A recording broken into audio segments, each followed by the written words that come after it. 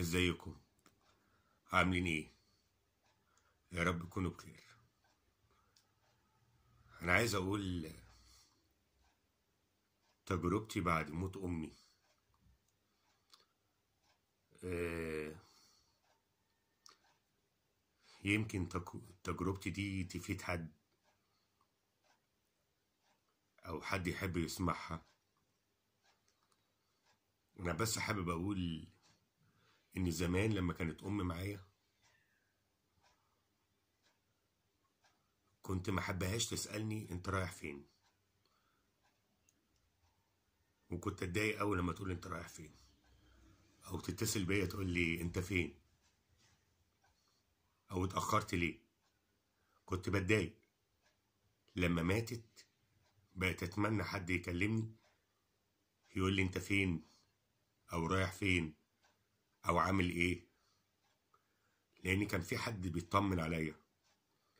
فلما تبقى موجوده ما كنتش عايز اسال، مش عايز حد يسال، ولما ما بقتش موجوده بقيت عايز حد يسال. كتير قوي كنت اقول لها انا كبرت، انا راجل، انا مش صغير، ايه الكلام اللي انت بتقوليه ده، ما خلاص بقى وانا لسه عايز صغير. ولما ماتت حسيت قد ايه ان انا طفل وكنت محتاجها، وان العمر الكبير اللي قدامي دوت اللي انا عايشه ولا حاجه. يعني الموضوع مش انا كبرت ولا حاجه، لا ده انا محتاجه قوي وانا طفل قوي، لكن وهي موجوده انا كبير وانا راجل. وساعات كنت اجي اقول لها ايه الاكل اللي معمول ده، مش عايز اكله، وانزل اجيب اكل من الشارع اروح اكل في اي حته. لكن لما ماتت بقت نفسي اكل اي حاجه من ايدها، حتى لو حاجه ما بحبهاش. مش حامل هم حاجه، انا متاكد ان انا هروح هلاقي اكل في البيت وهلاقي حاجات تبسطني.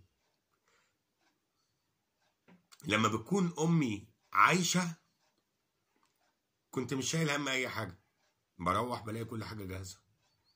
لكن لما ماتت بقيت شايل هم كل حاجه، وبروح لازم اجهز كل حاجه بنفسي، حتى لو ما بعرفش برضه لازم تجهزها. اوقات كتير كنت ادخل اوضتي واقفل على نفسي واقعد على النت بالساعات، اكلم صحابي بالساعات، اتفرج على اي حاجه بالساعات، اسمع اي حاجه بالساعات، اكتب، اقرا، اعمل اي حاجه، وقافل الاوضه وسايبها بره، واقف في المطبخ وبتتألم وبتتعذب وانا مش عارف. لكن لما ماتت ما بقتش قادر اقفل الاوضه بقى قفلها صعب عليا. بقى موضوع ان انا اقفل الاوضه واقعد حاسس ان مفيش امان بره. زمان كنت بقفل وحاسس ان زي ما يكون في امان بره، دلوقتي ما اقدرش اقفلها. ان كانت اي حد بيسمعني، ان كانت والدتك لسه عايشه وموجوده، انت في نعمه كبيره قوي، ربنا يخليها لك ويحافظ لك عليها. ما تزعلهاش، لان كل اللي انت بتعمله دوت اونطه، وهتيجي بعد كده هتكتشفها وهتندم وتقول يا ريتني كنت خليت بالي منها، يا ريتني ما كنتش زعلتها، يا ريتني كنت حافظت عليها على قد يا ريتني كنت ريحتها، يا ريتني ما كنتش عملت ذاتي وان انا موجود وان انا لازم اقول رأيي. فحافظ عليها لانك انت في نعمة كبيرة. وان كانت والدتك فرقت الحياة فانا حاسس بيك، ومش عارف اقول لك تعمل ايه، لان بعد موتها الحياة دايما بتبقى ناقصة.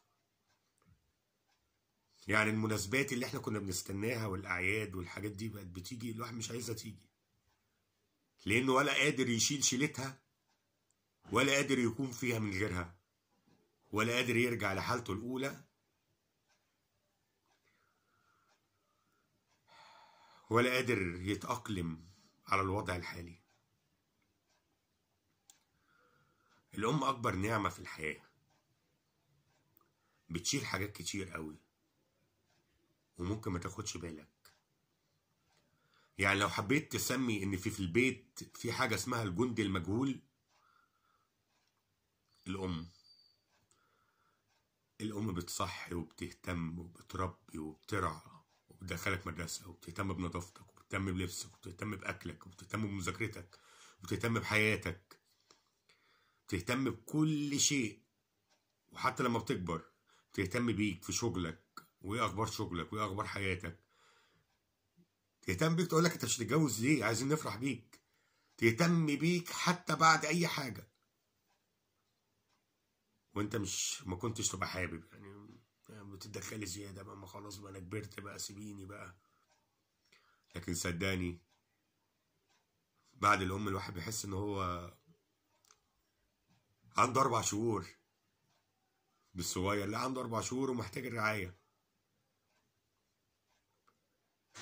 ربنا يخلي اي واحد عنده امه ويرعاها ويقويها ويخليها له دايما، لان هو في نعمة، وربنا يخلي له النعمة دي ويحافظها عليها. ويقوي اي واحد فقد امه، لان اللي فقد الام فقد الحياة. طولت عليكم وضايقتكم، بس حبيت اشارككم احساس عندي ما لقيتش حد اقوله غيركم. اشكركم، ويا رب دايما تكونوا مبسوطين ومتهنيين وفرحانين. اشكر كل وجودكم، ويا رب دايما بخير. مع السلامة.